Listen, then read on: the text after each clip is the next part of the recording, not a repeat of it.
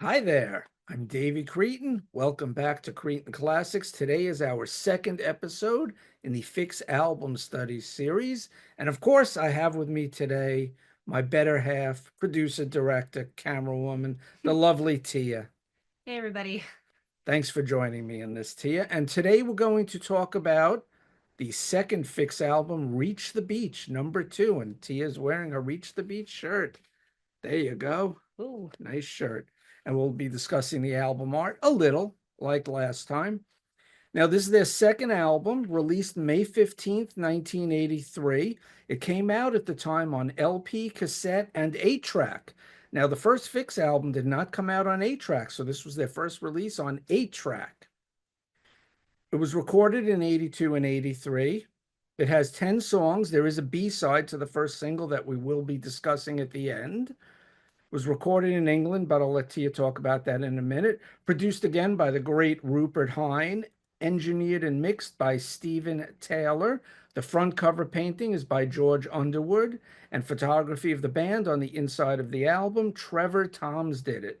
They were in Australia, where our friends Peter Kerr and Bicycle Legs are. It reached number 68 on the charts. Canada, we have a lot of friends there, like Sydney from Slogan's channel. We have Tim Derling there. We have Martin Popoff there. #8 in Canada. #38 on the Dutch charts. In the UK, their home country, #91. The US, it reached #8. In the Netherlands, #38. New Zealand, #28. And in Sweden, #37. Now, unfortunately, the Fixx didn't have many albums that certified gold or platinum status, but in the States, this is their biggest selling album. It's certified platinum plus. I'm sure it's certified more now, but this record is on MCA, as I used to call them back in the record store days, the Music Cemetery of America. That's what we heard. And that's a thing if you look it up on the internet. So when platinum in America, 1 million plus sales, it was certified January 15th of 1984. In Canada, it's certified platinum, which is 80,000 plus in sales. So those are the only certifications for the album. Of course, again, we have the quartet here of Cy Kernan on vocals, Rupert Greenall on keyboards, Jamie West Oram on guitar, and Adam Woods on drums and percussion. Whole thing about the bass on this album, half of the album has real bass, and we think the other half has synth bass. Now they were tour. There was a guy in the band, Alfie. What's the pronunciation? Aegeus. Aegeus, We think Accius, not sure, not quite we sure. think now Alfie is a great bass player. Hmm. He only plays officially. He's credited on tracks 1, 4, and 8, which are One Thing Leads to Another, Saved by Zero, and the song Liner on the second side. Now Tia found out. You want to tell them what you found out Oh, about well, Alfie? supposedly, through some of the forums I could find online that he's unaccredited. He's actually also on the title track, but unaccredited. And it sounds like there's a really good bass line on that song, so it makes sense that someone is playing a real bass guitar on that song. And Dan K. Brown, who was on the second single or the third single technically, The Sign of Fire, which is track 2 on the record, he plays bass only on that song. He did the tour for Reach the Beach, and then when the Phantoms album came out and he would join them in the studio, he officially became their bass player. So this band has gone through a bunch of bass players, sort of like Spinal Tap with drummers, is the joke. They released 3 singles. The first one is Saved by Zero, which is track 4. The second one, One Thing Leads to Another, their signature song, their biggest song, was the second single. And the last single was track 2, The Sign of Fire. So all 3 of the singles have real bass guitar on them. You want to talk about the studio and where it was recorded a Yeah, I little just bit? want to mention it. This was recorded at Farmyard Studio, a residential studio in Little, I guess it's Chalfont or Chalfont, Buckinghamshire in England. I guess it's a very storied. There were a lot of prog bands in particular that had recorded there. Yes, Genesis, Nice. Camel, Jethro Tull. Yeah, there's a lot of history at this particular studio. Some of my favorites. Sorry to interrupt. As far as some of the instruments, I had mentioned some of this in the first video we did for Shuttered Room. Uh, West Oram had, let's see, a custom made guitar. It seems like a Sir Koa S style Woody replica of an '84 Schecter Partscaster, just with passive EMG pickups. He's also said to have an Ibanez Blazer, which is used on One Thing Leads to Another, and that's according to PremierGuitar.com. For the synths, Greenall had used a Prophet 5 PPG Wave. It's not really clear what he used on which songs or which albums necessarily, but at this time he was primarily using Prophet 5 and PPG Wave. Uh, he also used a T8. He was a T8 user at the time. I guess some people would have a better idea of what that means, along with the PPG DX7, a Kai synth. And he apparently used vocoders a lot, not to make synths talk, but to just add extra effects and things like that. And that's just one of the things that I really love about him, his experimentation, which we're going to get into. Especially on the B side of the Oh, yeah. single. I think that's where it comes in. But we'll get to it. And bassists, as David said, there were two different bassists throughout this. Alfie, supposedly, so from what I could find on some of the forums online, that he's actually somebody who, it's either him or somebody posing as him, had claimed that he primarily used a Fender 66 jazz bass. And you could tell when he's playing those great bass lines. I mean, you want to talk about what other bands he played with and a little about him, or? Oh, well, I mean, he's really, really incredible, and it's kind of hard to figure out like why he hadn't been kept on board. But apparently, it was more of uh, personalities not meshing, according to Rupert Hine. Drums couldn't really figure out so much what was used, other than according to the sound engineer Stephen Taylor with an E, the Linn drum that was triggering Adam Wood's drums using an EMS or AMS unit. So I guess interesting stuff for people who are into that kind of thing, because they're I'm really into the synth pop stuff. Like I was really interested in Greenall's synths and what he was doing. So Now his sounds are different from a lot of other keyboard players, especially in the rock and prog sphere. He's using different stuff, he's making different sounds. He's very different than, let's say, geez, the name just flew. Greg Hawkes from the Cars. I almost said the wrong name. The keyboard player from the Cars. He has very different sounds. And Greg Hawkes has different sounds from a lot of the rock and prog keyboard players at the time. So it's interesting. So I like his sounds. He has unique sounds, which I'm going to talk about in my notes more. I did find a fun story that seemed to suggest that very early on, Greenall had met Depeche Mode, and I guess the members had wanted him to show them how to use the Prophet 5 or something like that. So that was that was kind of interesting. That's cool. Now we're going to go on to the first song, and before I say that, I do want to add that I think Tia and I are going to see the Fixx live, and we're going to see them, I think, right after this video drops. We're recording about a week before the show. Hopefully, the video will be out before the show. So we're going to see the show, and our next episode, instead of going on to Phantoms, we're going to do a live review of the Fixx in New York City, where we're based out of, as if you can't tell by my accent over here. So we're moving on to the first song. And the first song, of course, their signature song, their biggest hit, One Thing Leads to Another. Now, oddly enough, even though this is a very catchy song, it wasn't the first single. Saved by Zero was the first single. 3 minutes and 19 seconds, so it's a very short song, perfect for a single. This came out in the US August 9th, 1983. In the UK, September 23rd, 1983. It hit number 86 in the UK, in their home country, 38 in Australia, number one single in Canada. Interesting to know. Number 4 in the United States of America. It was number 14 on the Club Play / Dance chart, and it reached number 2 on my favorite chart, personally, that I always love to tout and talk about, the US Billboard Mainstream Rock Chart, number 2 single. So the Fixx had a lot of airplay. They were on top 40, they were on rock stations, and they were even on college rock stations. Yet for some reason, it never translated into album sales. Or did it? And is MCA not telling the truth? Is it a double platinum plus album by now? Probably, but and now it's out of print. It's very hard to find Fixx CDs. So Cy Kernan calls this, quote, an indictment of dishonest politicians, end quote. And the song was used in a 2002 video game, Grand Theft Auto Vice City, which everyone has heard of, the 2009 horror film House of the Devil, and the 2022 TV commercial for the US payroll company ADP. The US B-side is Opinions. The UK B-side is Reach the Beach, the dub version. The video was co-produced and directed by Jeanette. Do you know how to pronounce her last name? I'm not quite sure. I've been saying Obstage. Obstoj, so it's an unusual last name. She co-produced and directed the video, which features a science lab, a tunnel, a tube, a dog, another tunnel, Psy, and the band. There's a couple of dogs in the video. It's an interesting video.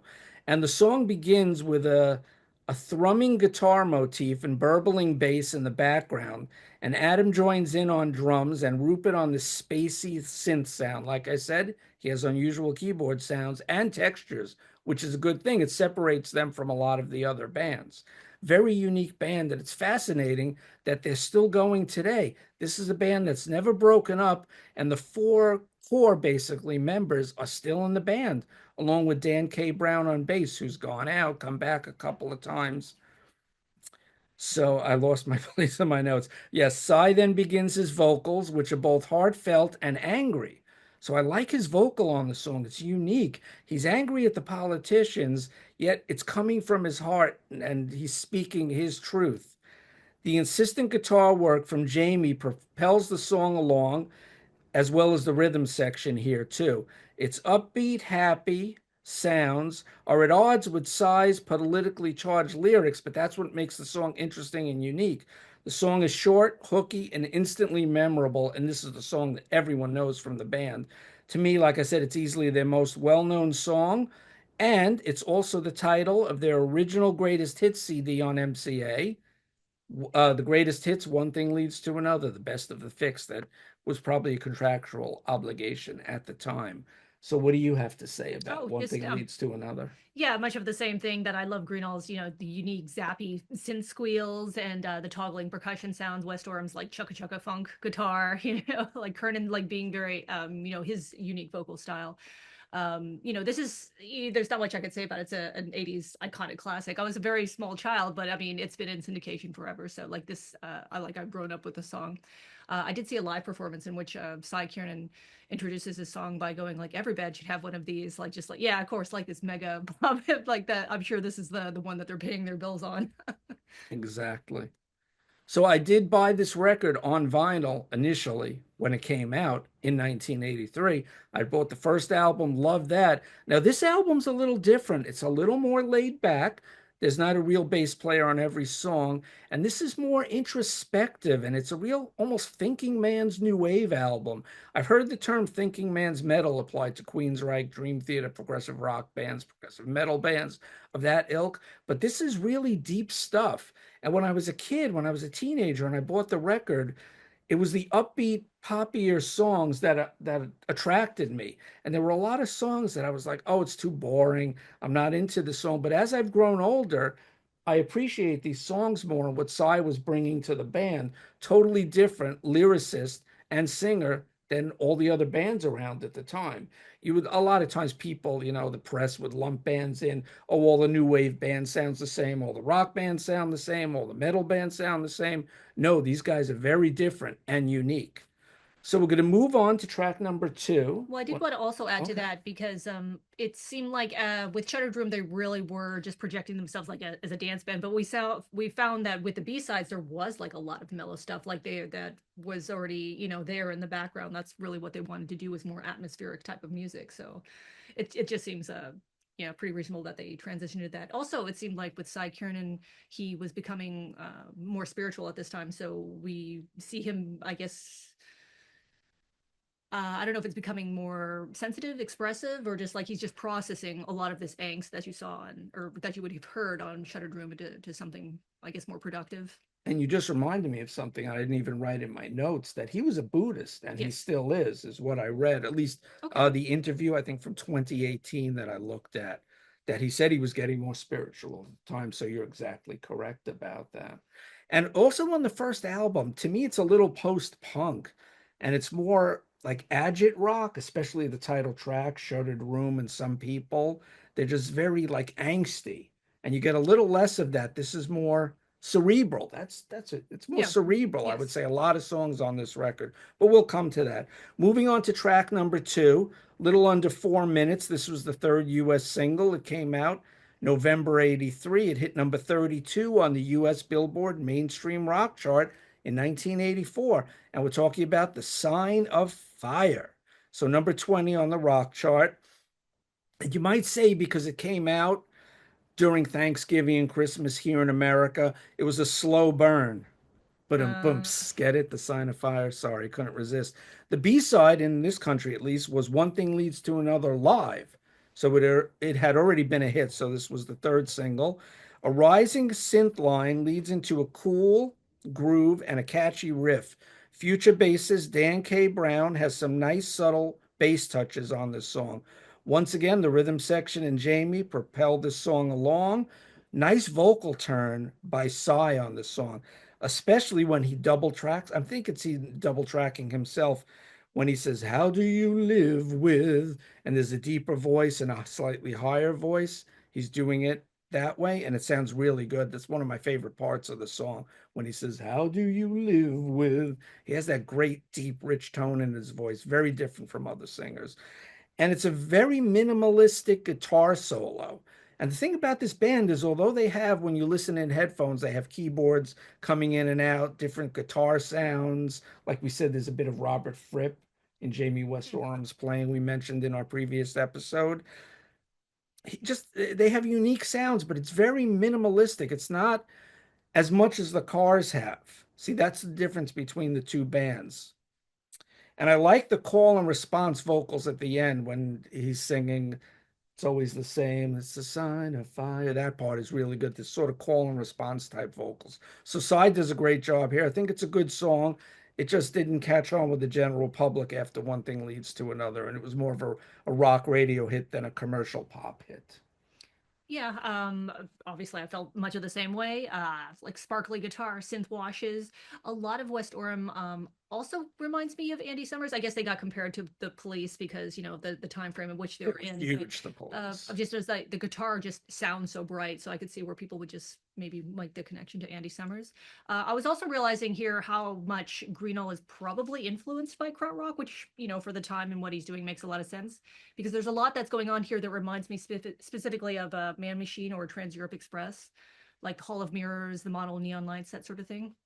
Kraftwerk, definitely. Oh yeah.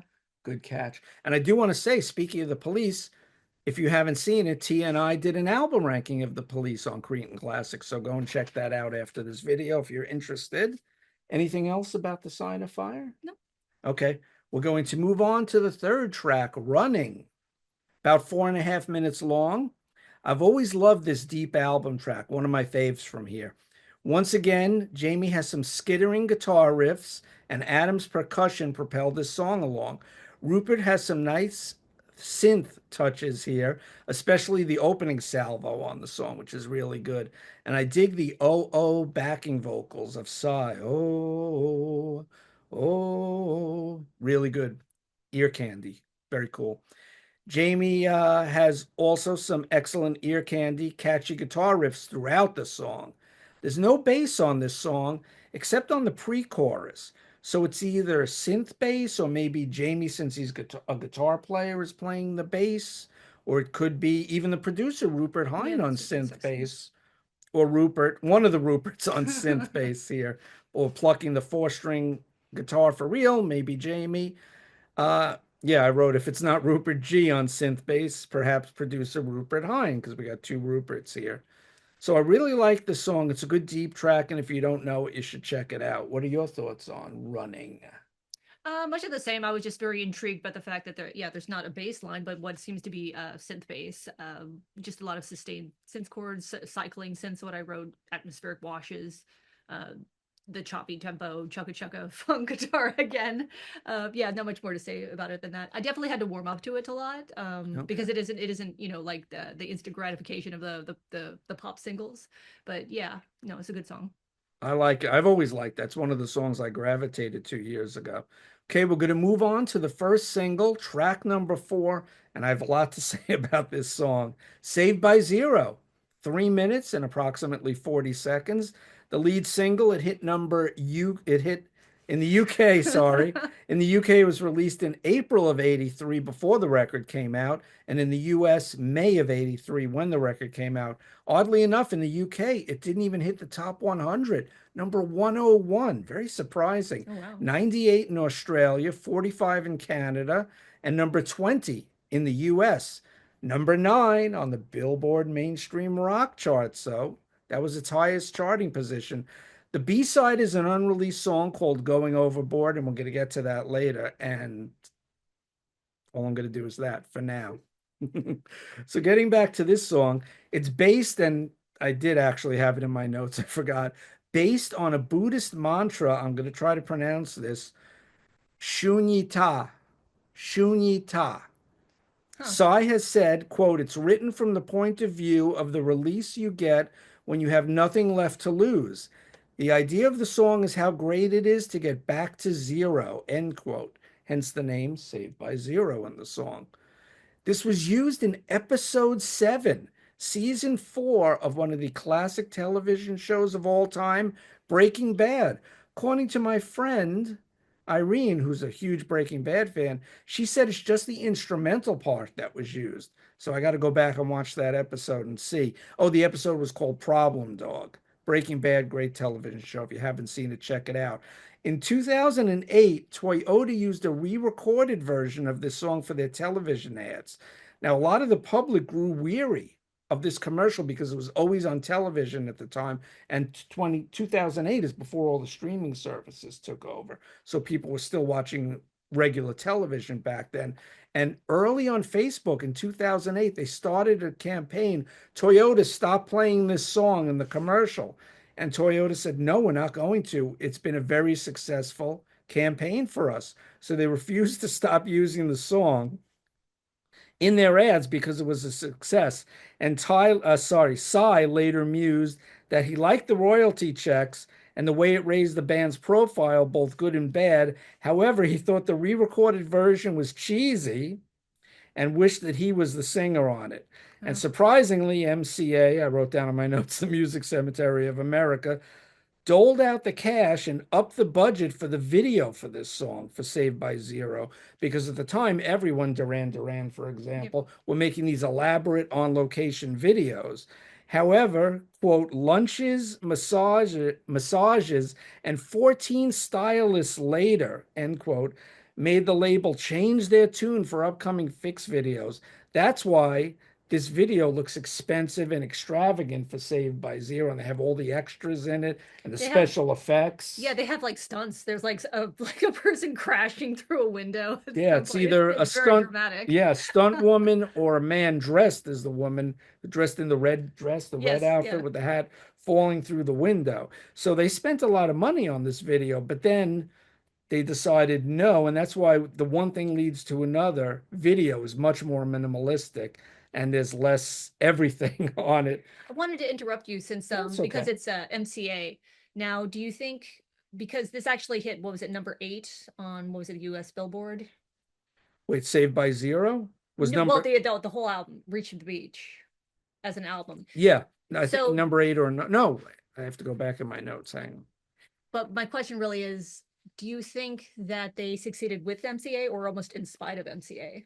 Well, right now on this album, they were succeeding with MCA, but in the future albums, we're going to talk about 2 episodes from now, after our concert review, when we talk about Phantoms, that's, I think, when the rot starts setting in with Okay. MCA, and especially the follow-up, Walkabout, and then the live album. I'll have a bunch to say about that. We are going to react to the live album React because there was some new studio songs on it at the time.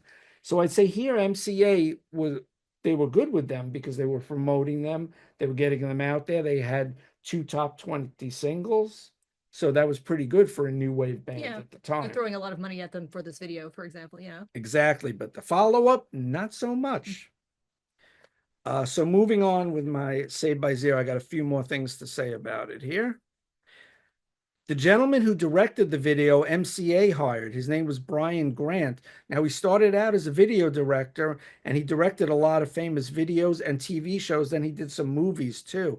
He did a bunch of episodes of Doctor Who, which is huge. I was trying to say who and huge at the same time.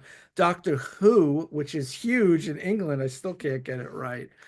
He did Olivia Newton-John's Physical video, a #1 song for her, of course, helped along by the video. Peter Gabriel, Shock the Monkey. Oh, One of our guys, one of your guys, Peter Gabriel. He directed the video for Shock the Monkey. And the last one I'll mention is Tina Turner's Private Dancer. is another video he directed. And there's a Fixx connection with Tina Turner through Rupert Hine that we'll be discussing in an upcoming video. So Brian Grant was the director. And the beginning of the video, it said, is a sort of tribute of sorts to the movie Citizen Kane, which is the classic 1941 Orson Welles film, which I did see many years ago, but we should probably watch that again because I haven't seen that since my days at the video store way back in the 1980s. Classic American cinema. Now, Sy is cast as a painter in the video who supposedly paints the artwork, which was George Underwood. Did I remember his name right? He's supposedly painting the album cover. And we should talk about the album cover. There is on the album cover, there's a guy. The way I always took the album cover, Reach the Beach, you'll see that there's like a handcuff on the guy. So I always thought it's about escaping your life or making changes. He's escaping, he's floating closer to the shore, as we'll talk about in the title track, the lyric there. So I always thought it was about changing. There's a song, changing your life or escaping something, moving on, getting out of a bad relationship, maybe. Just something like that that was represented in the artwork to me by the handcuff on the guy. And at the beginning of the One Thing Leads to Another video, I forgot to mention there's like a shackle, a shackle, a handcuff, whatever you want to call it on the wall. I didn't mention that either. So this is a very cool video, and I like this better than the One Thing Leads to Another video. And I should also say, because The Sign of Fire was a single, the only video I found for it was a live video performance at the time. Oh, and I meant to say that when you brought up Adam Wood's drumming earlier, that in the video, the live clips from the time online, he's playing a real drum kit. I mean, there might be triggers and some synth drums there, but it's a real kit he's playing. Among the other things that he had, like I wasn't really clear like what drum kit he actually had. Right, but for live performances, he was playing a real acoustic drum kit, as they say, maybe with some electronic drums on the side or under him, some pads, some triggers with his foot he was possibly using, like Neil Peart from Rush used to do a lot during Rush's later career once technology caught up with everything in the 80s. But live, he was playing the acoustic kit. And he's a really good drummer. He's really solid. But I'll talk about that in an upcoming song. Just to finish on Saved by Zero, which is a really good song. Great song. We'll talk about that after. A stuttering guitar riff by Jamie and groove-laden bass line from Alfie provide the bedrock groove coupled with Adam's drums here for the song. Rupert pops in and out throughout on the keyboards. After a very minimal guitar solo, Rupert takes his brief turn at a keyboard solo. I love this song. I just wish it was a bit longer and didn't fade out so fast. But sometimes I guess less is more. They leave you wanting more. Playing the song again, it has a hypnotic, almost mesmerizing groove to it, and it makes you want to hear it again. There's something very unique and interesting about this song. What's your take on Saved by Zero? I agree with everything you're saying. Like great creeping bass and guitar lines that end with this atmospheric wash, the twinkling, sparkling, ominous synths.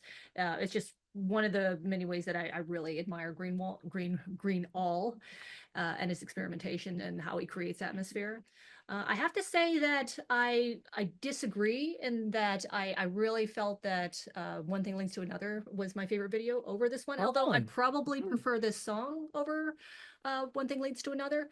I kind of wish I'd spoken more about the director of One Thing Leads to Another, Jeanette Obstrage, because she worked a lot with Rupert Hine, was a graphic designer, directed a lot of the Fixx's videos, and even wrote lyrics for them. She wrote Woman on a Train, which was on Phantoms, which we'll cover later.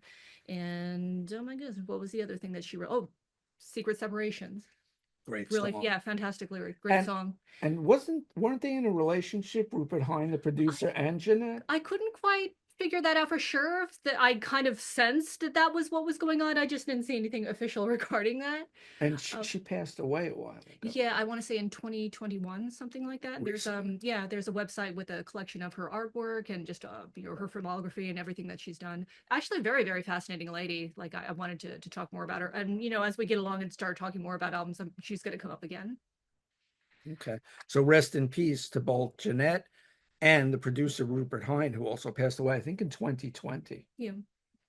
And he made some solo records, which I would like to check out. He made a bunch of solo records in the early 80s as he was producing the Fixx and other bands. So stuff to look into. And he has a whole long history, Rupert Hine. Pretty fascinating Mhm. guy. Anything else about Saved by Zero? Shall we move on? No, I did want to say about Rupert Hine. He does have, I mean, obviously he's no longer with us, but there his official site is still there, and it's actually quite fun to read through because there'll be like very interesting things written in the liner notes that he just has opinions about like people, and so it's a fun read. And you know what? She just said the word opinions, which is a great Oh, segue inadvertently into our next song, the side one closer, one of the longer songs on the record, a hair under 5 minutes, called Opinions.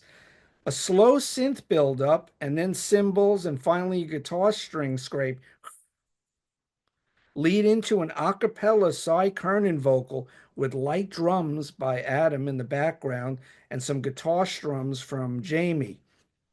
Rupert adds some atmospheric, eerie keyboards here.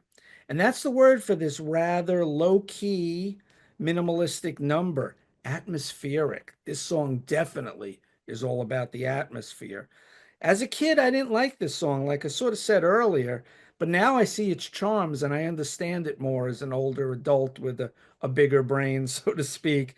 It picks up a little in the middle, but then it gets mellow again. Cy's vocals on this song make it, along with some of the unique guitar work from Jamie. Like I said, he's very different from any other player. A lot of the times on the up-tempo stuff, he's doing that disco strumming almost, it sounds like, but in a rock context for a dance rock band, sort of maybe a little comparable with INXS, who I did a show on recently, top INXS songs. Check that out if you're an INXS fan. Wasn't in my notes, that was spontaneous.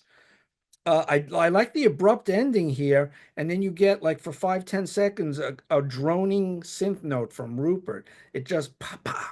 It ends, and then you get that note from Rupert. So it's an interesting way to end the song and an interesting way to end side one. What do you think of opinions? What's your opinion on opinions? I mean, it seemed pretty low key. I had to warm up to it. What was it that I have here? Tiptoeing synth bass, sparse instrumentation, slowly building up and thickening up with a weird farty synths. Sometimes they do get the synths do get a little silly. I love everything that Greenell does, but sometimes it's It's like what? sometimes it could be dated to the Yes, 80s yes. or what era it may come from. You could tell by the production, the instrumentation, and maybe some of his sounds are a little dated, but unique to me. I'm sorry. Continue.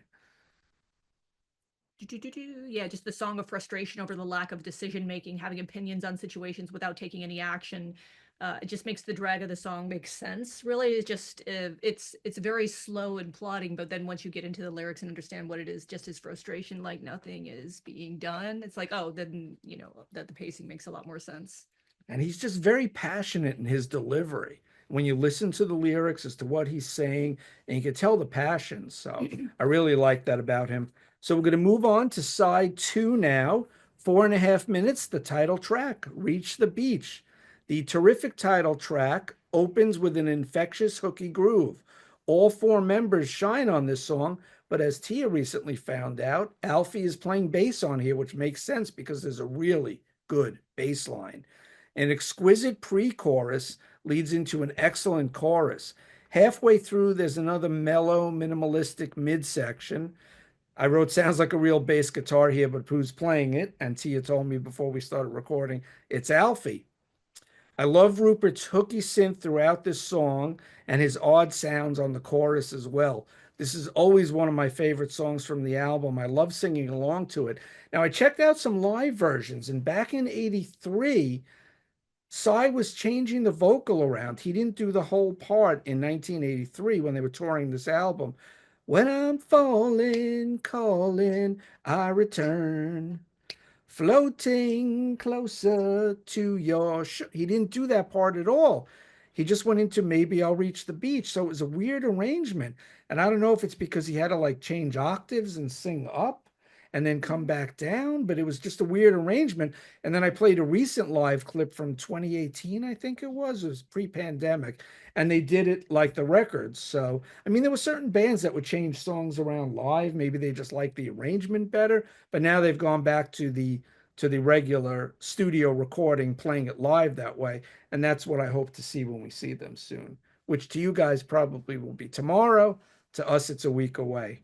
So I always love the title track. I think it's a great song. Reach the Beach, 4.5 minutes. What are your thoughts on this? So this is probably my favorite song after the singles. I honestly think I probably like it a bit more than Sign of Fire. Um, yeah, just the synth stabs or the strange watery decays, very soothing, very optimistic. I wanted to talk a little bit more about George, like the George Underwood's art, Sure. which I kind of just shoehorned in here for whatever reason. So the title would almost suggest somebody who's like on land going to the beach, right? Like reach the beach. But when you actually look at the art, it's someone who is clearly like out to sea, who is coming from the middle of nowhere and just trying to get to solid ground. I just think it's just George Underwood's artwork is just especially beautiful and very interesting. I guess maybe because it's the title track of the album cover. That's why I chose to put that note here. No, that's okay. That's fine. Because I think so too. He's reaching the shore. Right, right. When I'm falling, calling, I return, floating closer to your shore. And also, you could put it in with the B-side we're going to get to called Going Overboard. Someone's gone overboard and then they're reaching the beach. But more on that in a little while. Anything else about the No, title no, track? that was it. Great song. Excellent. Moving on to track number 7, about 3.5 minutes, a little under. Song called Changing. Another jittery Jamie guitar riff opens this song and fades away as Adam and Cy take the lead. This is an upbeat, infectious, deep album cut. The verses are very minimalistic, and then the pre chorus picks things up. A different song for the Fixx, but I've grown to like it a lot. Back in the day, and I'm going to be honest here, I would play 4 songs from the first side. I wouldn't play opinions. I'd play the first 4 and Reach the Beach. But I was a young teenager and I didn't know any better. So I would just play Reach the Beach and then I wouldn't play any of the other songs. And over the years, playing the album at record stores and playing the greatest hits and just listening online, I've come to appreciate a lot of the other songs on this record. So I think Changing is a really good song. Different, but it's cool. And it's good to be unique and different. Thoughts? Yeah, same. Slow, low-key, throbbing synths. Reminds me of what we're going to hear on Walkabout. And Walkabout is one of those albums where, much in the same way, like I struggled to connect with a lot of the songs, which seemed about a bit more low-key, more atmospheric, not really poppy and structured for most of the songs. And this makes me want to go back and, really dig in, try to appreciate a lot of what's going on more. Because there are fans out there who swear that Walkabout is their favorite, which is just much more atmospheric and I guess a bit sparse, much like this song. So Yep. And we will get to all the studio records and then we're going to do a ranking at the end. I also made a note here that the chorus sounds like a dive. So I'd have to look at again, listen again to see what I meant by that. But Well, that fits into the whole oh yeah, aquatic theme. Track number 8, speaking of an aquatic theme, it's called Liner. Is it an ocean liner? Is it a garbage liner or a bin liner, as they would call it in eyeliner, who England? knows? Eyeliner, that's a good one. 3 minutes and 40 seconds. The last song on the album to feature a real bass line from Alfie. It's a very mid-tempo tune. It starts off with a clang from Adam, sort of like on a ship, you'd hear the bell clang.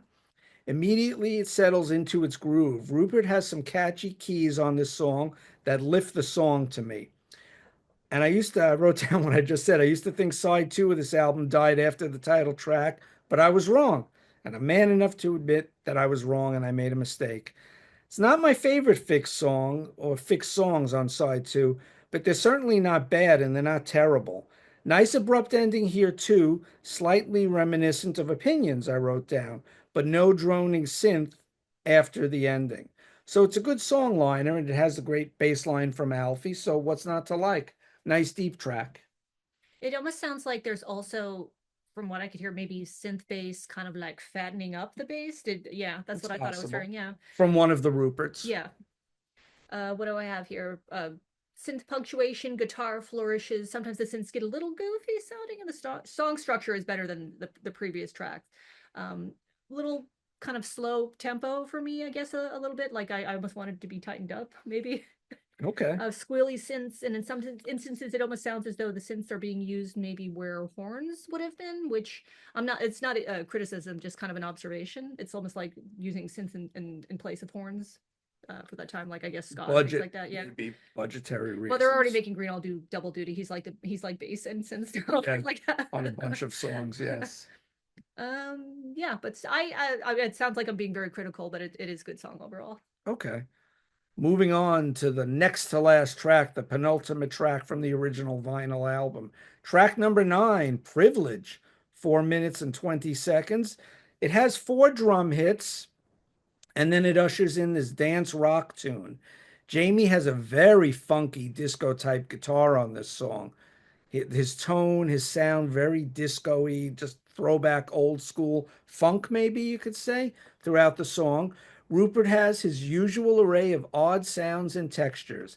Adam seems to be playing more percussion here than drums. There's no real drum beat, it's more like a tambourine or something. I do hear bass, but perhaps it's more synth bass. Maybe it's Jamie. Cy has a very cool vocal turn on this song. Definitely some odd keyboards and guitar sounds in the last minute of the song, especially.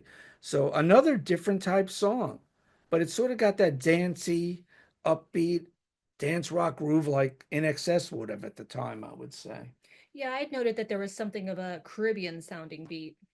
Shiny funk guitar has a nice low key groove. It's actually really good. It just seems to especially kind of disappear after the two previous tracks. Like I don't know, it almost seems like maybe it even could have been on side one, kind of in place of opinions, maybe. Or maybe they were just sort of laying out the track such a way so that you would have like there would be ebbs and flows. Ebbs and flows, the water theme back again. Oh, Anything else? So we'll that was move it. on to the last track on the vinyl.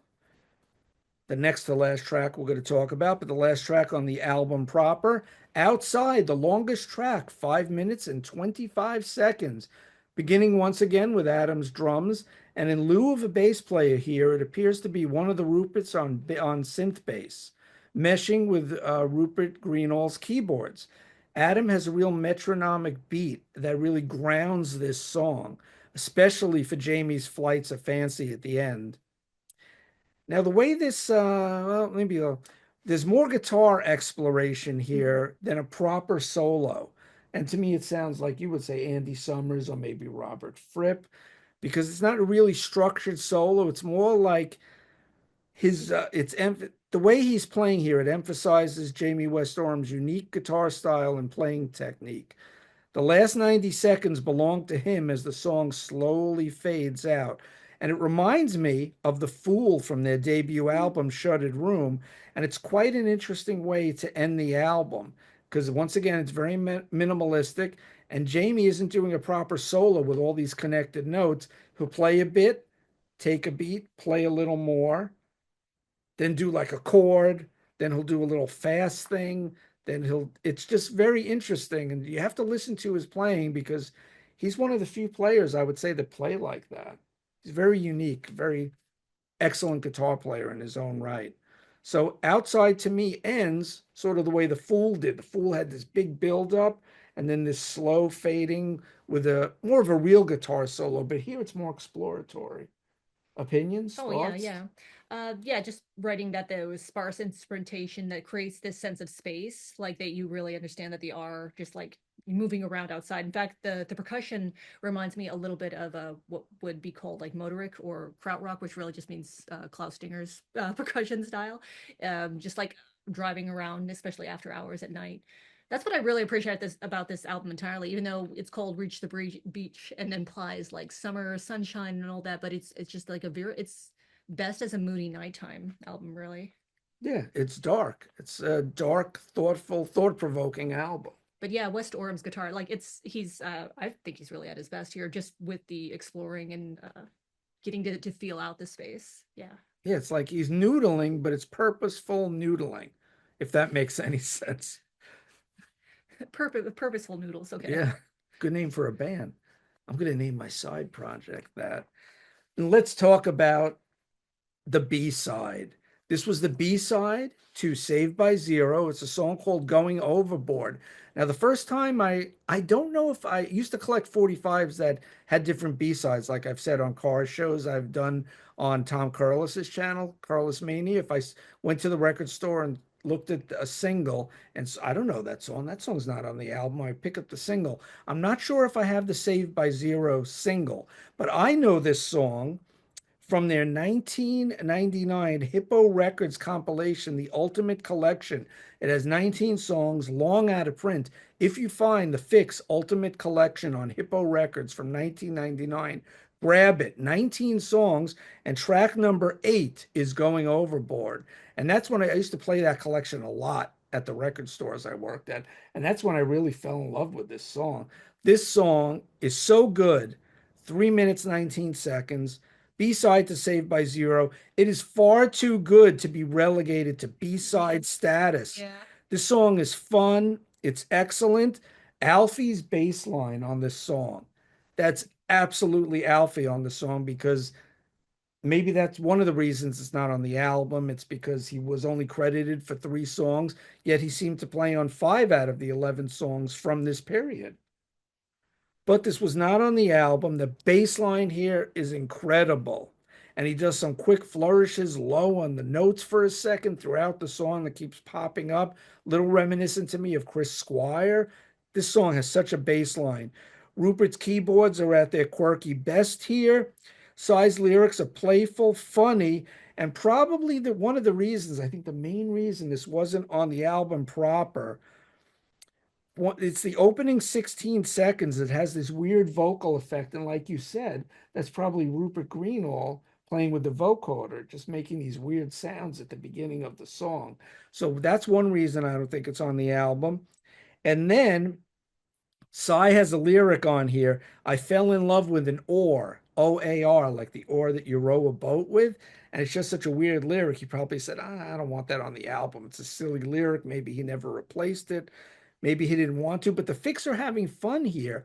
And it almost doesn't fit the vibe of the album. It's very upbeat. And when that chorus hits, I'm going overboard, I think that's really the real reason why it's over the not on side. the album proper, to be honest. It reminds me almost too much of Thomas Dolby, which I don't know how active he was at the time that this had come out. No, he was. Yeah, so it's Blind like to Me with where, Science, yeah. 83, around the same time. So I don't know if it would come across as being too similar to what he was doing, but really it doesn't fit in the vibe doesn't fit in. As great a song as it is, as fun as it is, it's not really in line with a lot of the other songs on Reach the Yes. Beach. And if you don't know this song, check it out. It's on YouTube. I made a comment on one of the videos on YouTube recently. Where was I in my notes here? Oh, after this odd 16-second vocal and sound effects opening, which I'm probably sure is all Rupert, maybe both Ruperts with the production on it. It's Alfie's exquisite bass line and Rupert's keyboard leading the charge on this song. Adam and Jamie almost seem to take a back seat here, but you can still hear them, and it serves the song really well. And that line, I fell in love with an oar, classic Psy. It's so weird. Song's a must hear. If you haven't heard Going Overboard, check it out. It's available on YouTube. And that's where most of the Fixx's catalog is nowadays. It's not really on the streaming services, which is a darn shame. And thanks, Charlie Morrison, for putting this album on YouTube with a bunch of other Fixx albums too. I think I mentioned him in the first episode. Charlie Morrison, thank you for that. I do have the CDs, but unfortunately they're in storage. Any more thoughts on Going Overboard? Not so much. Well, yeah. Let's see. For Going Overboard, much. Yeah, I agree. A lot of what you said. Just very interesting percussion. Reminds me something closer to what was going on with Shuttered Room. Honestly, particularly Sinking Island. Yeah, it's a great It is a comparison. delightful song, and it is a shame that it's not on the album proper. But I get why it wouldn't be, just not the same vibe. Yep. Alfie's bass, like I want to say, it almost reminded me a little bit of Sting in a way. Sting's bass playing. I don't know if it's just getting too much comparison of the Police, because I'm sure that's what they dealt with a lot at the time. Yep. I'm sure they definitely did. Although they didn't, unfortunately, turn out to be as big as the Police, but the Police had a very short lifespan because those guys couldn't get along. And the core four, as I'm going to call them from now on, because it's a great rhyme, the core four are still together. And we're going to see them live. We're going to have a concert review for our next show. I think that's it for my notes, my voluminous notes as usual. So I guess that's the end of the episode. Thank you for joining me, Tia. Yeah, thank you for having me. We're going to see the band live, our third episode of the Fixx series, the album study series. We're going to break it up and do a live concert review, but then we're going to come back and talk about Phantoms. A lot of songs on Phantoms and a great song from that period that was not on the album. We're definitely going to talk about that one from the Streets of Fire soundtrack. That's all I'll say about it. No, now, and you diehards will know which song I'm talking about. So thanks for joining us today. Leave your comments and thoughts below. Like, subscribe, comment. Tell us what you think of the album, of their second album, Reach the Beach. Speaking of that, should we name our favorite songs from the album? I mean, What's mine are pretty much just going to be the singles anyhow. So, how do you want to go about it? top three maybe out of the 11? Okay. You want it ladies first? You want to go Okay. first? So, my number three would probably be Reach the Beach. Two, one thing leads to another. And then, my number one, Saved by Zero, probably not shocking to anybody. I probably should have just excluded the singles altogether. If I were to exclude the singles altogether, like they couldn't count, I would probably put in Privilege, Reach the Beach. Ooh, maybe Running. Yeah. No, no, outside. Privilege, Okay. outside, Reach the Beach, non-single favorites. Wow, I didn't think of non-single favorites. I Well, could it's do it. it's tough because the singles are just so incredibly strong. I'm gonna go for my favorite song is Reach the Beach. My second favorite song, Saved by Zero, and my third favorite because the melody is just in my head, Going Overboard. I'm walking around the apartment singing that song. I just can't stop singing it. I think it's a great song, and you should listen to it, hear it. If you haven't heard Going Overboard, definitely check it out. So we want everyone to rock out, prog on, and pogo. Like, subscribe, comment, tell us your favorite songs from the album, and we will see you in our next episode, a review of the Fixx live in New York City. Take care, everyone. Thanks. Bye bye. Bye.